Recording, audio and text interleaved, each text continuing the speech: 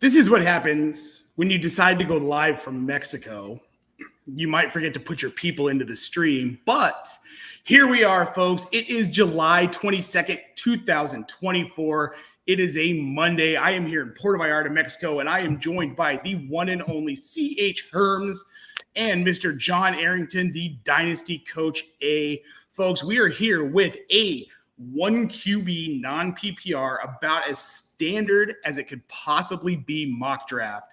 It's that time of year, guys, so we're getting ready to dive into football. We're just a few weeks away from the Fantasy Football Expo in Canton, Ohio, which if you are not familiar with it, check out the link in the show description. It is a one-of-a-kind event for us nerds who love this stuff. And if you're watching this show, I can almost guarantee you are as nerdy as we are, and you're ready to win. And that's what we're here to help you do today. Guys, you will also find us at the Fantasy Football Expo. We are going to have a booth. We're going to have some speakers on some panels. It's going to be an absolute blast. Mr. Matt Chester will be speaking on the Dynasty Nerds Dynasty panel.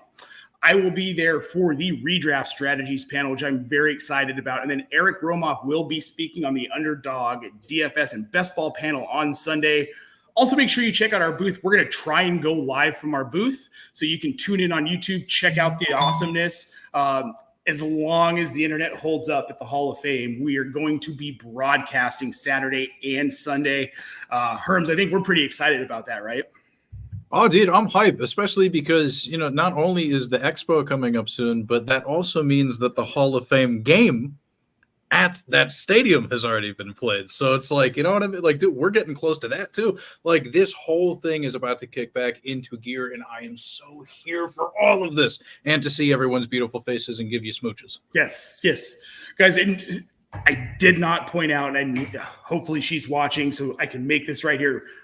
Jen is drafting in the Queen's Classic on Saturday, which is freaking thrilling. She finished third last year. This year, I think she's going to take Linda down. Good friend of the show, but she's my wife. I got to root for her, right? She kicks my ass in every league I play in. I don't know why she can't just kick everyone else's ass, right? Bring home the money. That's what we're looking for.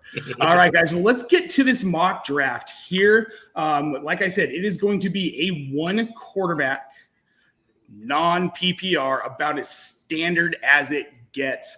As we get into these kind of mock drafts here, we're going to talk a lot about the strategy and why we're taking players, where we're taking them. Hopefully this is helpful for you guys. Let's get into it.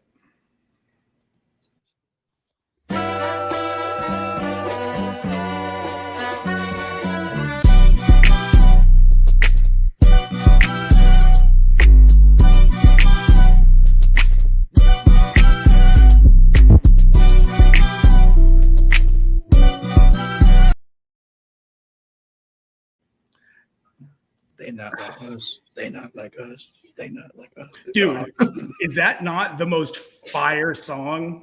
I mean, that track's just insane. I love it. Little behind here trying to get the draft board up. Again, I'm out of the country, folks, so I am doing my best here. Let's get this up on the board. And you got some help with people who are very good at vamping, improvising, keeping things entertaining, of course. Also, thank God. And I'm just kind of sweating like crazy right now. AC is not working super well in our unit. So I'm going to do my best to get through this draft, guys. I'm very excited.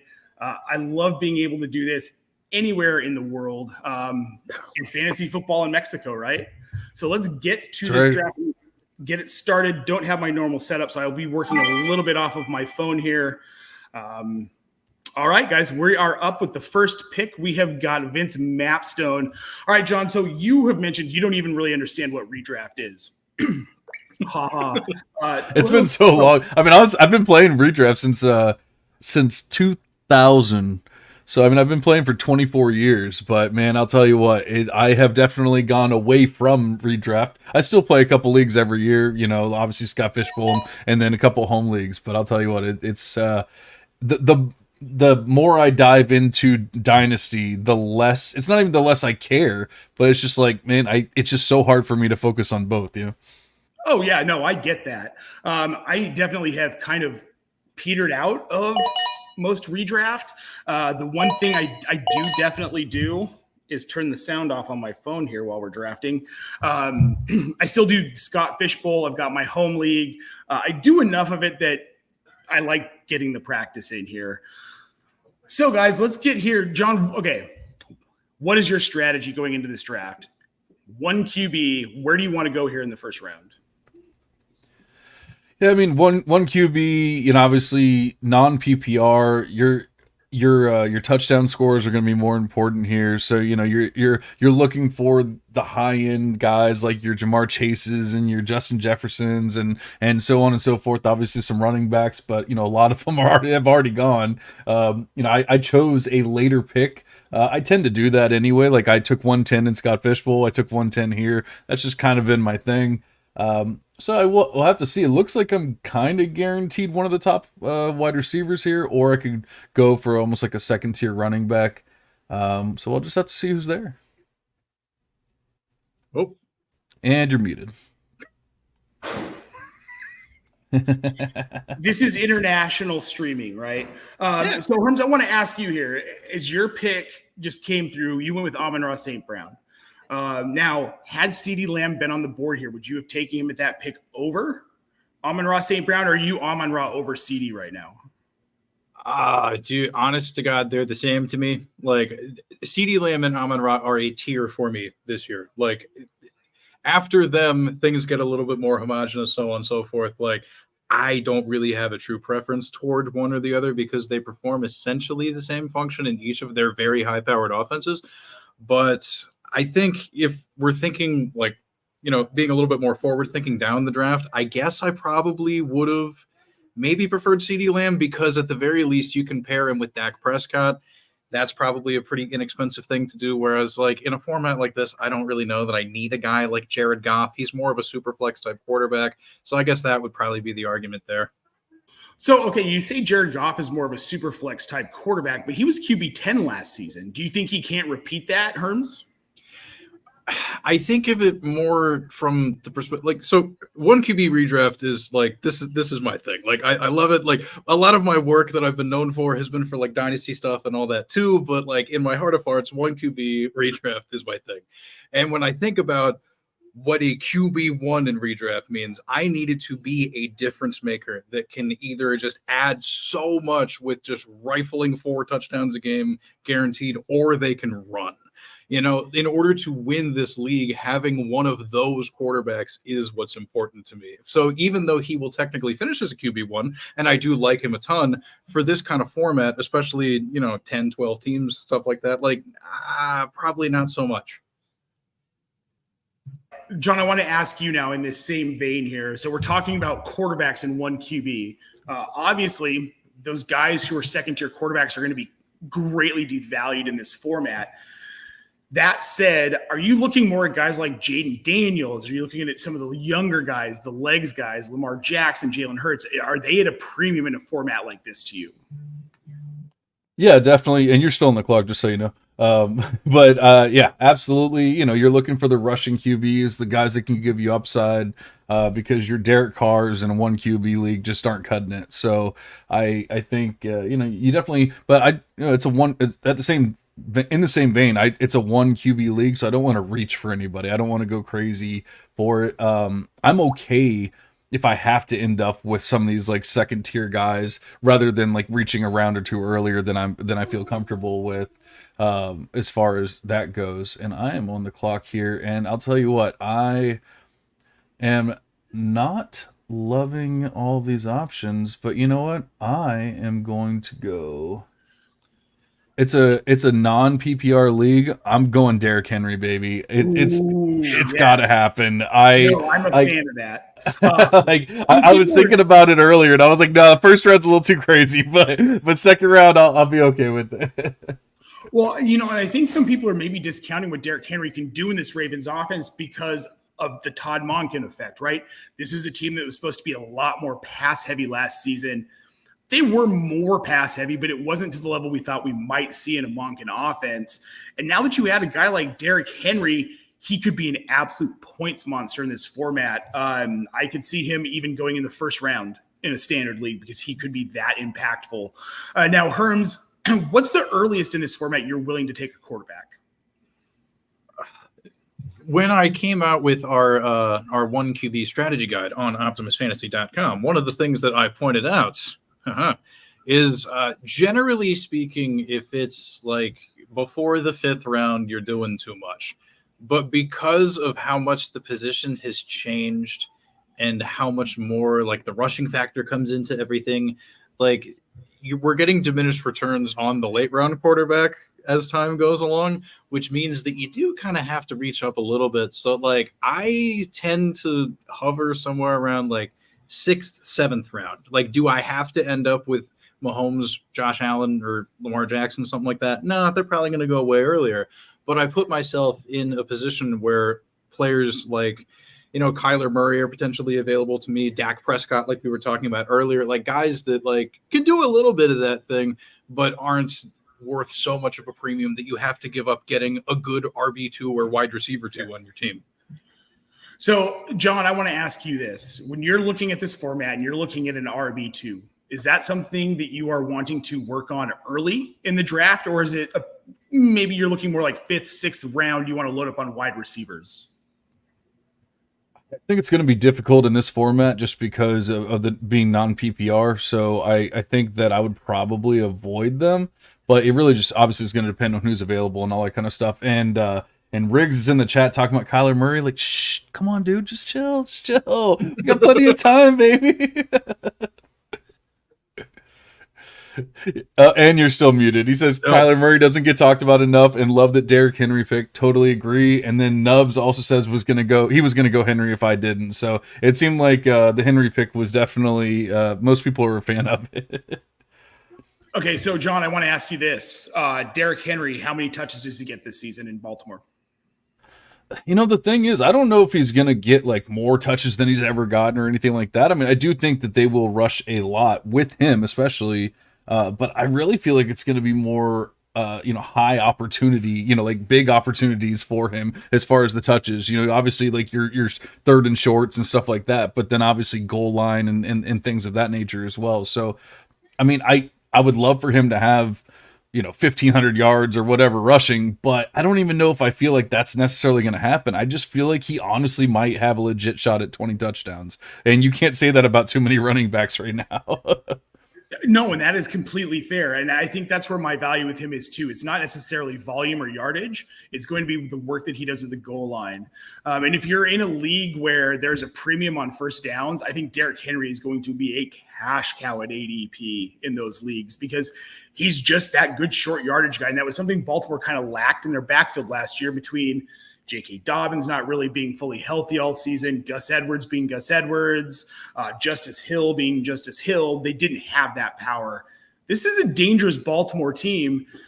Now, with that, Hearns, I'm going to ask you this. You're in the Baltimore, you're in the DMV area. With this Ravens team, do we think that Rashad Bateman maybe finally has a breakout year in this offense and is worth a reach in these kinds of formats that are non-PPR? I mean, if I remember correctly, they gave him like a really teeny tiny contract extension not too long ago, right? Like, wasn't that a thing? So like, even just like that subtle vote of confidence is like enough for me to care late. You know what I mean? Like, I don't want to get too caught up in it, especially because of the fact that like there have been times where, like I would read a bunch of articles, when he was like coming back from injury and stuff. Like they seem to like him, it's like he's a hard. You got 25 seconds, Herms. Oh, that's true. Yeah, I'm going to go ahead and I will explain what I just did after this. But yeah, you know what I mean? Like they seem to like him well enough that he is at least deserving of one more shot. I don't think they really went out of their way to address the receiver position that heavily in the offseason and either, which kind of says a lot. Like only really adding Tez Walker in the draft does kind of say like, hey, we kind of like what we got going. So like maybe, I don't know. So I want to get off Baltimore here, but I have one more question, and this one's for you, John. With the fact that they really didn't do anything at wide receiver this offseason, do you think that maybe signals they're going to get Isaiah Likely more involved in the passing game? Yeah, I think they've even mentioned it quite a bit that they're planning on doing more 2 tight end sets and things like that. So, I think it would work out great for them. It's going to work out great for Henry. I think that's why they want to do that, is because more blocking equals more touches for Henry, more yards, more touchdowns, all that kind of good stuff. So, yeah, I think when it's all said and done, it can.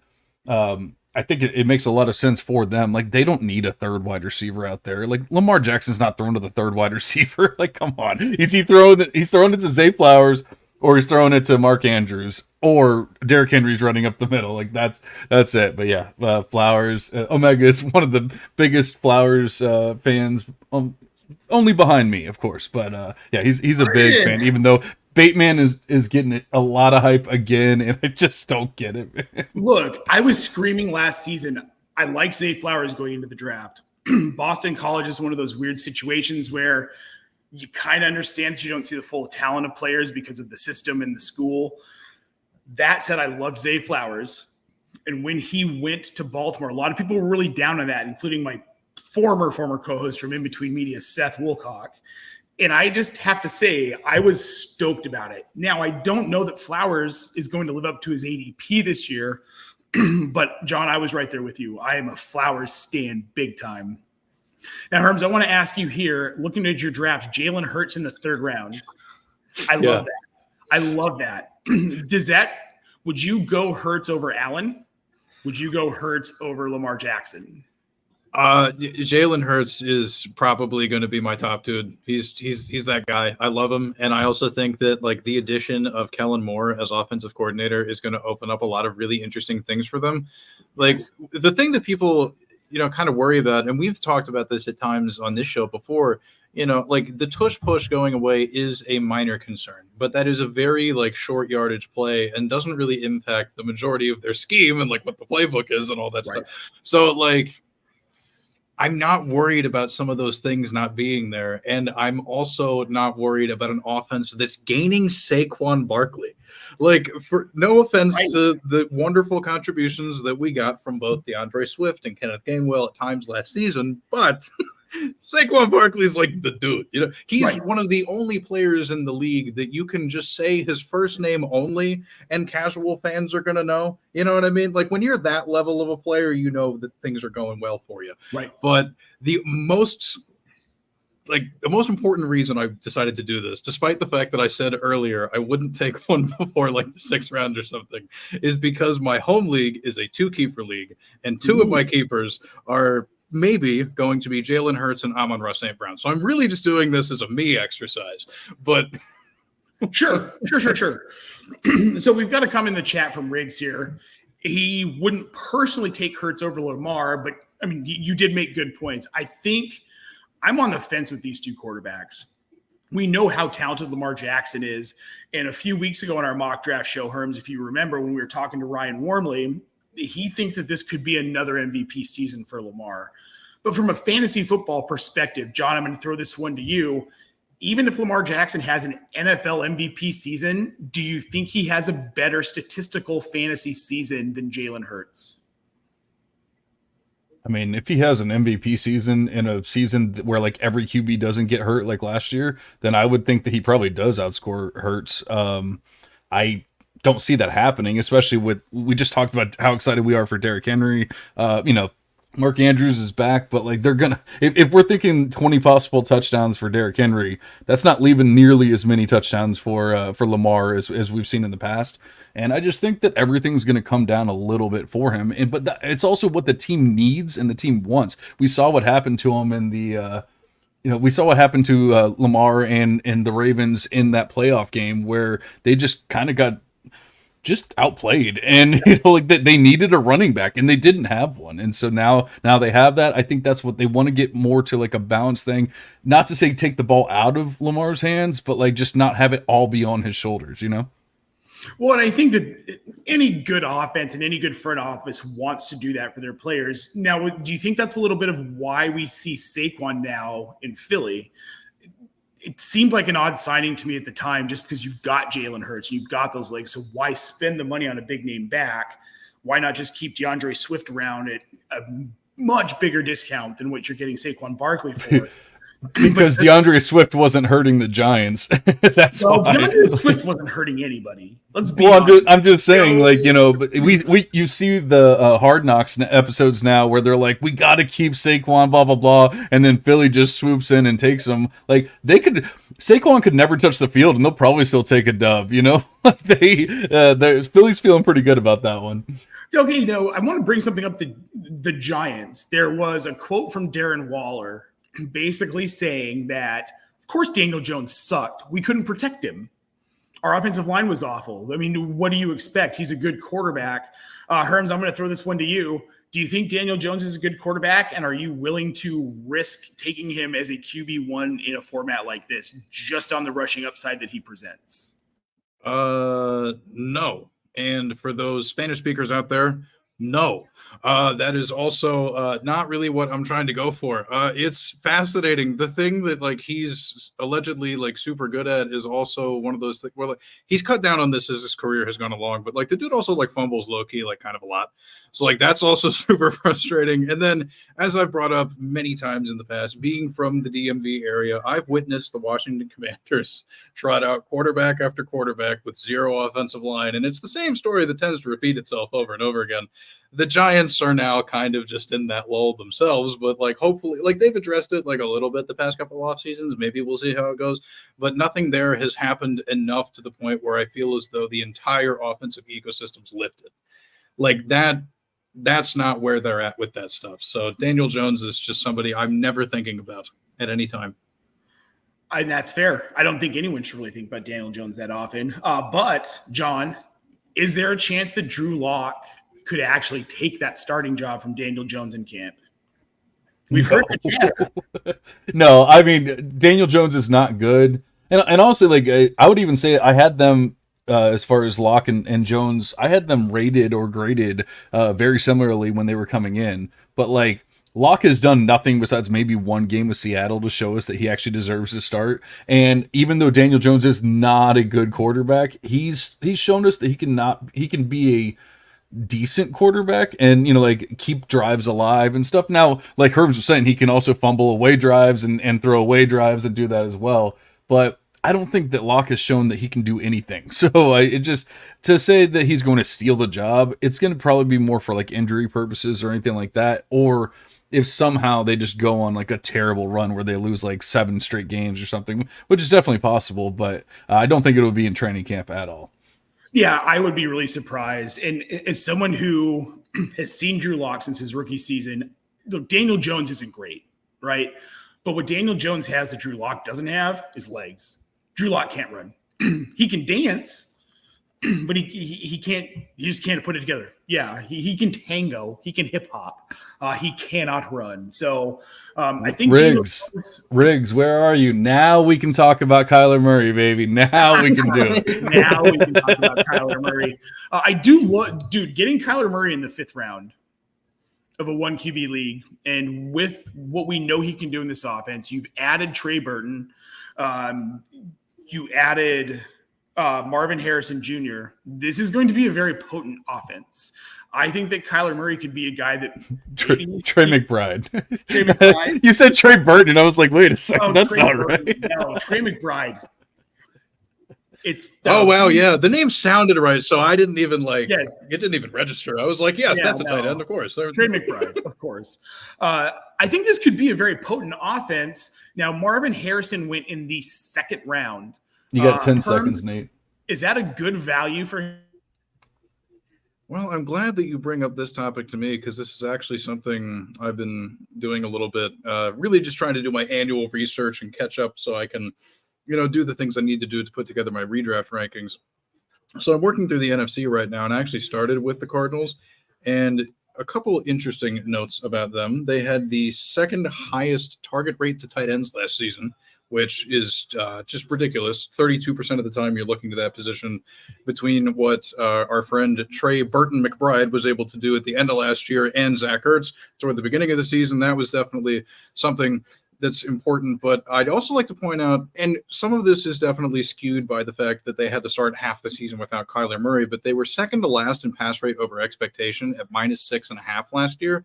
And they only had like a mid-tier ADOT passing offense of things really only traveling like 7.5 yards or so every given play. So like what worries me about it is that if you're going to be involving your tight end that much, but you're also still going to be a fairly run-heavy offense, Marvin Harrison Jr. kind of feels like maybe he's priced at his ceiling, and a more reasonable expectation for outcome is that he has like a Chris Olave type rookie season, which is like a perfectly lovely thing to do, and like not trying to like talk ill of the dude, but like at a second round pick, I'm like, I don't know if I can really do that. So, John, I'm going to throw this one to you because I feel like Justin Jefferson's historic rookie season in Minnesota kind of skewed the market for rookie wide receivers. So now every year we're looking for that Justin Jefferson. And while Marvin Harrison is an incredibly talented receiver, I mean, are we overvaluing some of these guys because of the one season that Justin Jefferson had a few years back? I mean, yes and no. I feel like rookie wide receivers have been getting, or doing more in year one than we used to see, and so I don't think it's insane to think that he's going to do really well. To think that he's going to do better than J. Jeff's season, rookie season, or obviously better than Puka's season or anything like that is definitely asking a lot, and it's probably unlikely. Especially when you consider that you have a rushing quarterback, even though I do think that Kyler is the best rushing quarterback as far as the ability to throw. Sure. He's you don't get too many players that can run like that, like run like he can, but then can still really touch 4,000 passing yards. And yet, he obviously has that ability. Obviously Josh Allen, as well, but with Allen, even you're getting a lot more of the. I should say I want to see what's going to happen with Allen this year, because I feel like there's going to be a whole new dynamic with Diggs gone and everything. There's a reason why I drafted Dalton Kincaid in the fourth, and I really feel like there's going to be a lot more passes to the tight end and things like that. So we'll see if Allen's able to hit 4,000 passing yards this year, or if he falls off a little bit as well. But to answer your question, I think that it's asking too much to think that he's going to surpass what J. Jeff did, or especially what Puka did. But I definitely think like 1,000 yards is nothing for like a guy like MHJ. And I agree, and especially in that offensive set, he can easily eclipse 1,000 yards. Malik Neighbors in New York, second wide receiver off the board in the NFL draft. Herms, what does his future look like in New York? Is he someone that it's even worth drafting in this format right now, early on? Well, I guess it really depends on what you define as early. That's, like where he's being picked. I don't particularly love it. And like, I remember we talked a little bit about it on another show that we did, but like, I think I'm going to lean on the exact same argument. It's that like, actually kind of like what I was saying earlier about Daniel Jones too. Like there are enough things wrong in the Giants offense that like Neighbors' presence alone or Daniel Jones's ability to run the ball as a quarterback, like neither of those things like elevate them to like a necessary level of like consistent production that we can rely upon, which is like really where I'm worried with him. Like he's going to get an obscene target share. Like I'm definitely ready for that. And I think he could have another one of those type of like, he grazes 1,000 yards, maybe finds the end zone like 4 or 5 times, but like is really only going to be like a flex player for you type deal. Sure. But like it's not a bad pick. I'm just really not like a lot of these rookie receivers, dude. Like actually, I like the guy I'm going to take now, but like Ladd McConkey is probably going to be like for redraft purposes the receiver that I would look to take at cost. At cost, of course. And all of this is all qualifying at cost, at ADP, at situation, based on format. But I love the Ladd McConkey call, Herms, because, and this is something, John, you and I have had conversations about, and we loved him. All three of us loved watching him in Mobile at the Senior Bowl. But look at the offense he got drafted into. They let Keenan Allen go. They let Mike Williams go. They've got Quentin Johnston. Dude can't run routes and has literal bricks for hands. They don't really have a tight end presence in that offense. Really look at their rushing attack. They've got J.K. Dobbins, Gus Edwards, and Kamani Vidal. That's not and Isaiah Spiller, of course. That's not really that impressive. So is this a situation, John, where you could see Ladd McConkey being the wide receiver one with the Chargers, and just on volume alone, he becomes a relevant fantasy asset in 2024? Like you said, we've talked about him quite a bit. Hold on, I'm tilting over here. I got sniped like 8 times in this this round. So, all right, I hate that pick. Let's just. I want to. I want to pump the brakes a little bit with the Ladd love. I just think that people got so excited about his speed and everything, but we have to think about what he actually did on the field at Georgia. He was never the wide receiver one at Georgia. He was never even really the second option at Georgia. He was really the third option, right, for the most part. And I just have a hard time thinking that he's just going to all of a sudden jump onto the NFL and be the number one option. I get that it's an ambiguous situation. I get, yes, Nub, I just took Deontay. Let's not talk about it. Let's just skip this round, okay? Hey, that was a good pick. So, yeah, I mean, I don't hate the pick here or anything, but, I would definitely like a Ladd pick a lot more in a PPR setting. Sure. Well, yeah, and you make a fair point here, because I don't know that we're going to see a lot of touchdowns out of Ladd McConkey. I don't know what to make of this Chargers offense. Justin Herbert's a player I'm concerned about, and it looks like he still has not come off the board here in this draft. We're into the 8th round. Justin Herbert still available. Herms, where do you have him pegged in redraft this season? Is he even a top 12 quarterback? Because I know in my rankings, I think I have him sitting at either 13 or 14, somewhere right in that 13 to 14 range. I think when all is said and done, he's going to float like either slightly above or slightly below that line, pretty much like where you have him. Like, I think I'm okay with the offense being what it is, because it's going to work better for them in real life, and more than fantasy, real life football is more important to them. So kudos, have fun with that.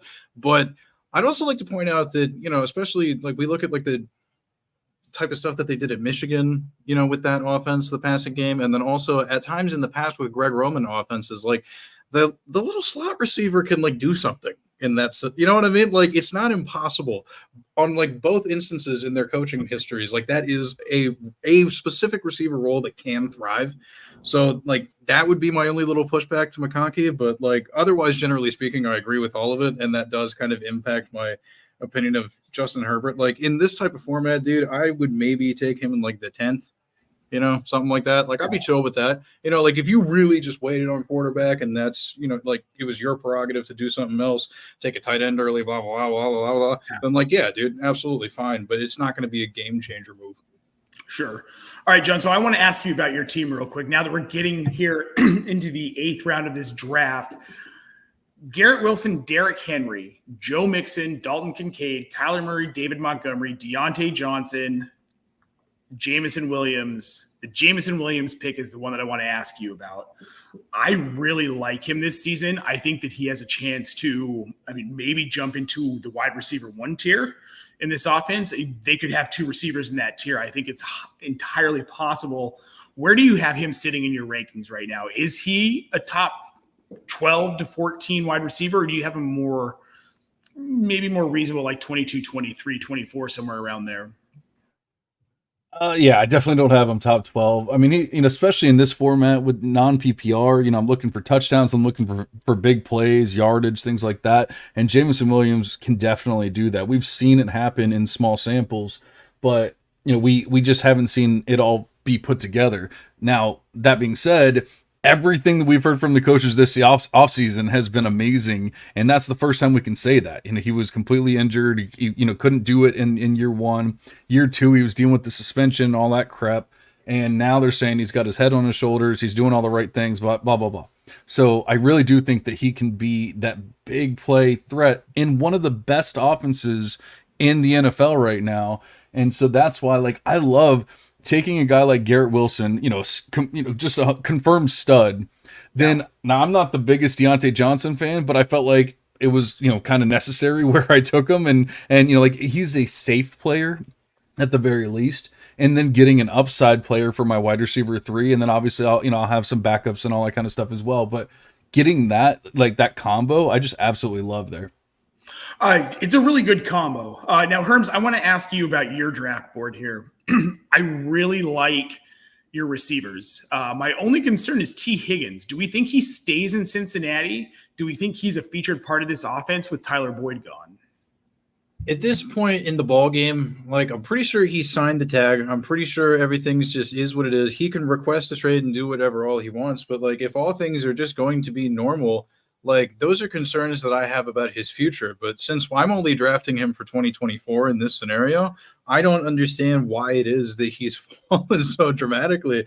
Like, this is a dude that was usually drafted as like a borderline wide receiver one that you'd have to get, like, if he slides to the end of the second round, like, great, you're basically getting a wide receiver one for free almost, blah, blah. Like, that was the whole T. Higgins experience. And like, yeah, he's had some hamstring issues. There have been some frustrating things that have gone on with him, but like, he's still been largely pretty good most of the time when he's been fully healthy. And also, like, Joe Burrow's going to be playing for the whole season probably, and hopefully unencumbered, because that's another thing. Like, that like weird like hamstring thing he had for like ever until he had 2 healthy weeks and then his thumb snapped. Like, we didn't even get like all of Burrow last year. So like, I think all of that kind of blends together for this really nice discount for him. But he doesn't come without risk. Like, I understand there's definitely a lot kind of going on. Like I said before, like with the health and stuff too, who knows how good his hamstrings and stuff are, but like, sure. I don't know, 5th round or whatever I took him at, like, let's go. Yeah, I think that's a really good value for him. Now, Keon Coleman, let's go back to a rookie wide receiver here. There's been a lot of hype about this kid in an offense where they just let Stephon Diggs go. So we're looking at Khalil Shakir, Dalton Kincaid. Do we think Keon Coleman can actually be an impact player in fantasy this year, or are people maybe a little too excited about him just because he's been a fun story? John, I want to hear what you think about this. I mean, I've never been the biggest Keon Coleman fan. I was always a fan of him as kind of like a sleeper, and then he obviously got pushed well beyond that. And so it's really difficult to say like I'm a true fan, because there's obviously people that are higher on him than I am. That being said, it's another ambiguous situation where we like Khalil Shakir is not like really a thing. He was just kind of like there and whatever. Curtis Samuel's fine, but he's not going to ever be like an outside, X receiver and that kind of thing. Obviously, I feel like Dalton Kincaid's going to be the number 1 receiving option this year, but they still need a deep threat. They still need an X. They need all that kind of stuff. So I do think that Keon Coleman can have a role. It's just going to be a matter of if he can actually like separate in the NFL and things like that, because he didn't do that all that well in college. So he kind of just needs to work on that, or maybe they'll be able to do things with him and scheme him up and do that kind of thing. I'm not betting on it per se, but I don't think it's a terrible pick, especially here in this round. I actually considered him just because once again, kind of like the Jameson Williams things, it's an upside pick that you could get a bunch of touchdowns at some point. Yeah, I'm with you. I like Keon Coleman in this offense. I think Ray Davis is another rookie in this Bills offense that I'm really high on at ADP right now. And I don't know if he's going to really affect Josh Allen's rushing upside, but I think Davis is a guy who could see 10 touchdowns his rookie season, because we know James Cook can't get it done at the goal line. That said, guys, I've got a question in the chat I'm going to throw in here. It is from our friend Jamie. When Kyren Williams is hurt, where are people drafting him in the 2nd round? Should Corum be an early 2nd or 1st round pick without Kyren in that offense? What we know about Sean McVay is that unless he has a guy like Todd Gurley, which Kyren Williams is not, he's likely going to run out a committee approach.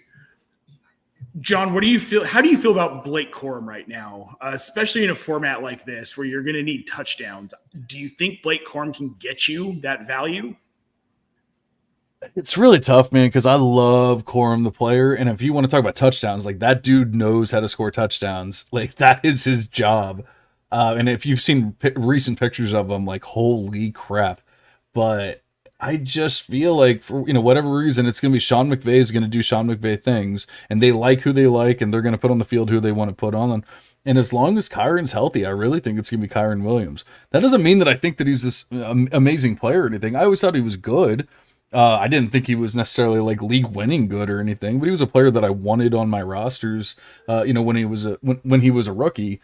But then, obviously, like, he didn't do much year one, blah blah blah. But to answer your question, like, I think what Jamie was kind of saying is, if there was no such thing as Kyron Williams, is Blake Corum a second round pick? Yes, I think he probably is. But I don't think that I just think that, you're basically saying that, can he overtake Kyron? And I don't think that we can guarantee that. It's definitely not something I want to do in the second, third, fourth, fifth, whatever. Getting him in the 9th round, I'm okay with it. I'm perfectly fine with it. But in the earlier picks, probably not so much. Now, we did lose Nate. I don't know. He's in Mexico, so who knows? He might have lost. He might have lost his internet or something. But Herms, how are you feeling about your draft, buddy? You finished with the. You went homer for the Muth pick there, but I'll tell you what, I'm not hating it. And that was actually your first tight end, so you definitely had a more later tight end approach where we had an early tight end run. We had 3 in a row at 4-2, 4-3, and 4-4. That was when I kind of started. Oh, I guess that was part of the run. I had Dalton Kincaid, but Pitts kind of started it there. I guess Nate technically started at 3-12 with Trey McBride. Was your plan always to wait for tight end there, or did you just say, all right, well, I finally got to get one? It happened in a way that I thought about it actively in 2 separate rounds, where I had at one point Evan Ingram was in my queue, and then I also had both Jake Ferguson and David Njoku in my queue. Like, I specifically mentioned Ferguson and Njoku because that's the farthest I want to go down, typically, waiting at tight end. Like, I'm okay getting Freiermuth for all sorts of, every online appearance I've had over the past, couple of months, you know how I feel about Pat Freiermuth. I've talked ad nauseum about it. If I'm going to take a flyer, it's him, but I don't want to be in that position. That is just... dude, it's the same thing I was talking about earlier, with the quarterbacks, dude. Because you're only starting one, because it's that onesie position, you have to have a difference maker. I don't ever really want to go that far without getting a tight end, but sometimes it just has to be what it is. Yep. Well, guys, we have wrapped up this mock draft. We will get the results posted online tonight on the Optimus Fantasy Twitter. Thank you, everyone, for tuning in. It's been fantastic. Football is just, a month and a half away. So we are thrilled to be back in it right now. Guys, if you haven't already, make sure that you like and subscribe. We love the support. It helps us continue to bring this awesome content. Check out optimusfantasy.com. We've got a lot of content pumping out there. We've got our YouTube channel on there. We're going to have a lot more written content coming very soon. For Herms, for John, this is Optimus. We'll see you later.